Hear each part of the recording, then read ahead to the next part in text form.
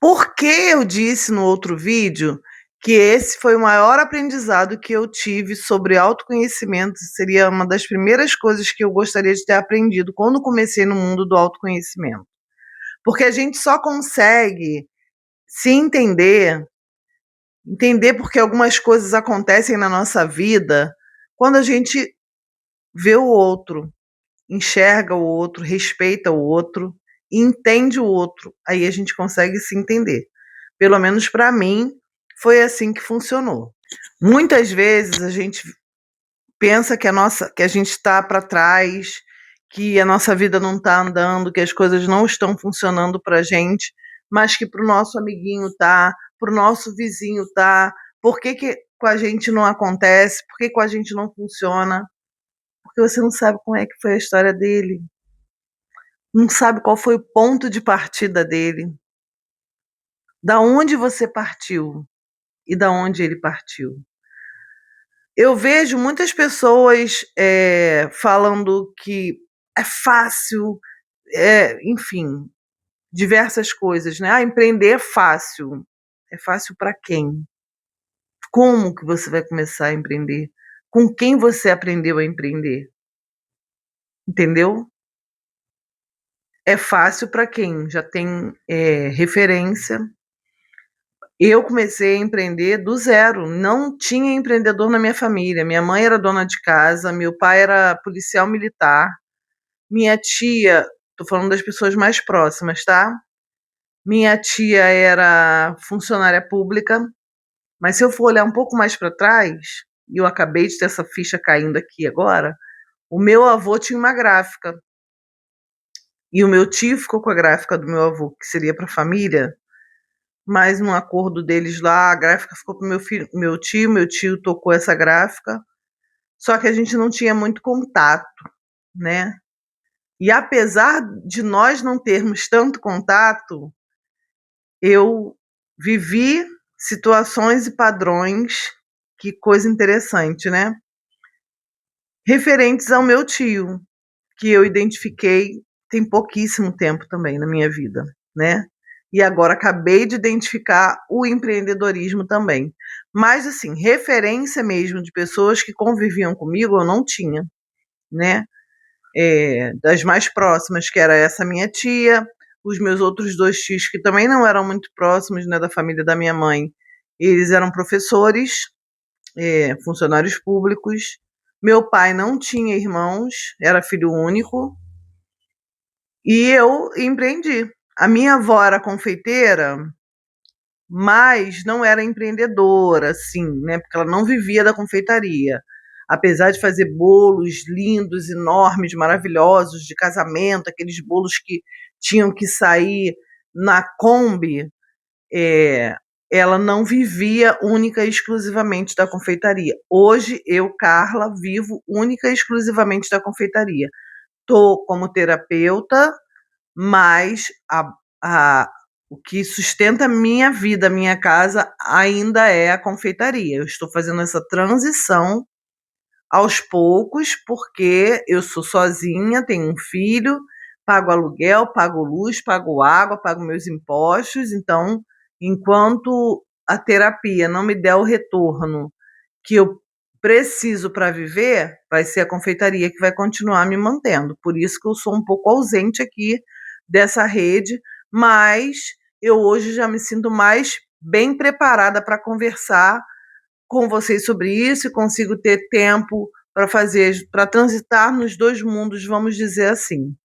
Mas eu não tive uma base sólida para empreender. E aí eu não posso falar para você, vai largar tudo e vai empreender. Não, não posso, eu não sei qual é a tua realidade. Tá entendendo? Eu não sei qual é o teu ponto de partida, o meu é esse. E tem gente que acha que é muito fácil, que eu tenho que largar tudo, jogar tudo pro alto e viver de terapia. Quem vai pagar meu aluguel no primeiro mês? Pode ser que bombe de clientes e eu consiga pagar o aluguel, pagar minhas contas com a terapia. Mas quem vai me garantir? Eu nunca atrasei um aluguel. Eu moro aqui nessa mesma casa há 7 anos Esse ano eu estou decidida a me mudar. Até novembro eu saio daqui, porque a casa é muito grande para mim e para o meu filho só. Teve um período que minha mãe veio morar comigo, meu filho mais velho, enfim. E foi todo mundo embora, cada um foi para sua casa, e eu fiquei com meu filho mais novo. E tá grande pra gente. Eu amo o espaço, eu amo estar aqui, porque ela é grande, confortável, mas eu não consigo dar conta de cuidar da casa e do meu trabalho, entendeu? Então é isso, gente. A gente precisa entender o outro, como funciona, para poder tirar nossas conclusões sem julgamento e não jogar no, sabe, na cara da pessoa. Vai, mete as caras e faz. Tá, peraí, calma aí. O que que você tem a perder? É isso que você tem que pensar. O que que a outra pessoa tem a perder? O meu sonho no início da confeitaria era dar cursos de bolos caseiros para mulheres em situação de vulnerabilidade social. Eu não encontrei nenhuma instituição que bancasse isso para mim, né? Me desse um espaço, me desse o material, trouxesse as pessoas, porque eu não tinha como fazer.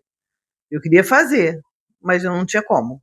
Eu precisava de uma instituição que trouxesse essas mulheres até a mim, que me desse uma cozinha para eu fazer esses cursos. Era o meu sonho. E isso ainda tem uma chama no meu coração ardente sobre isso.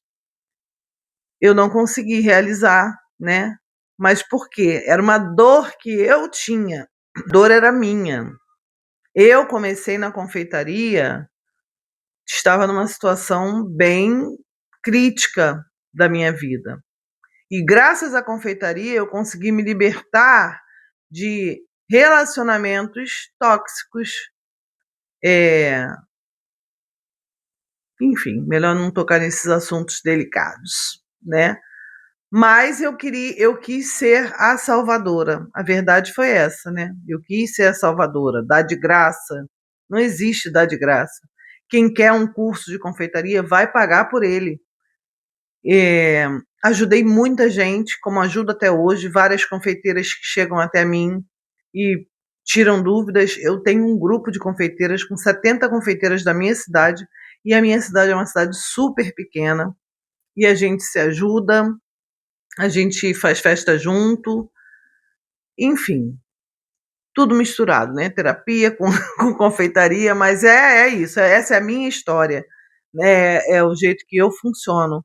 Eu ainda vou levar um tempo para me desapegar da confeitaria. E, inclusive, foi graças à confeitaria que eu cheguei nos cursos de terapia. Foi graças à confeitaria que me abriu portas para conhecer pessoas de níveis diferentes, de classes sociais diferentes. Eu atendo tanto as pessoas que moram no Minha Casa Minha Vida, como donos de clínicas de estética, donos de escolas particulares, pessoas milionárias, de verdade. Eu tenho todos esses públicos, eu transito por todos esses mundos. Agora, um pouco menos o pessoal do Minha Casa Minha Vida, né?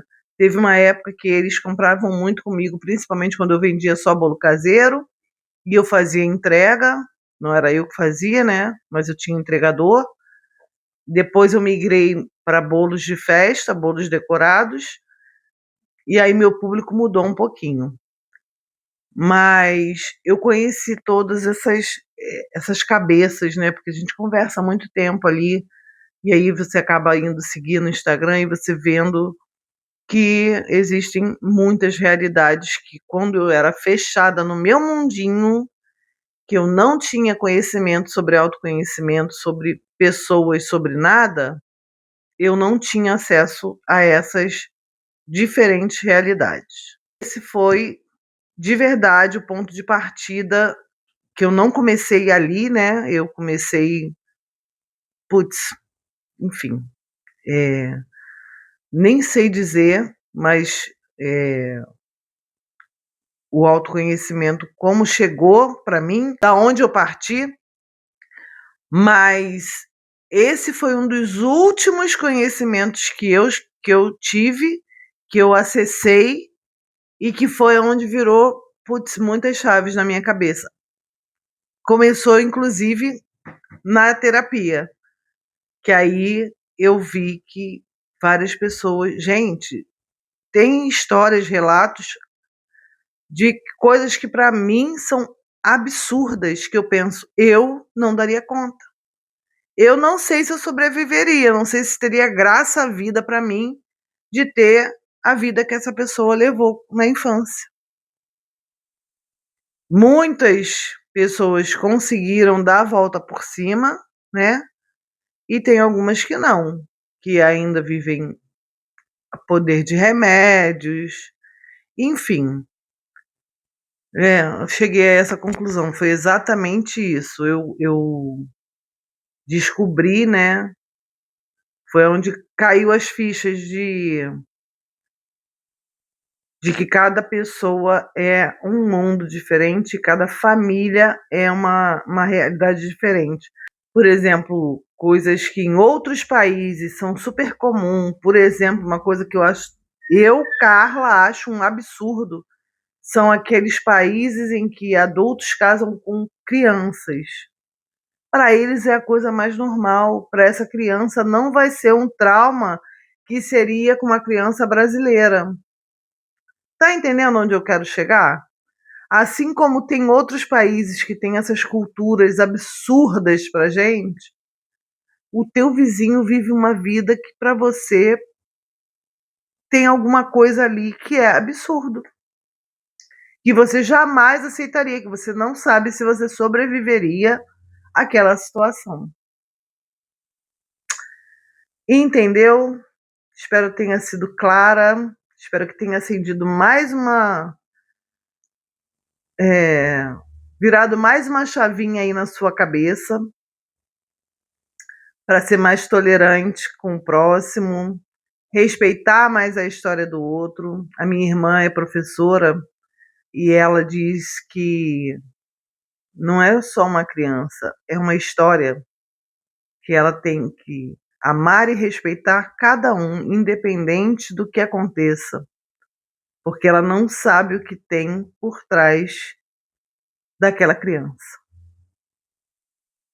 Isso ela já me falou há muito tempo e eu, nessa época, já peguei isso para mim como uma verdade real, né? É isso, gente. O vídeo de hoje é esse. Eu espero que tenha sido clara. Se você achou que não fui clara, gostaria que você deixasse nos comentários para mim, que a gente pudesse trazer mais sobre isso. Pretendo fazer um próximo vídeo sobre os padrões ocultos que a gente repete na nossa vida, trazer algumas reflexões sobre os padrões que eu percebo na minha vida. Hoje eu já dei uma pincelada, né? Falei que a minha avó era confeiteira, que o meu tio era empreendedor, que caiu a ficha aqui, nesse vídeo.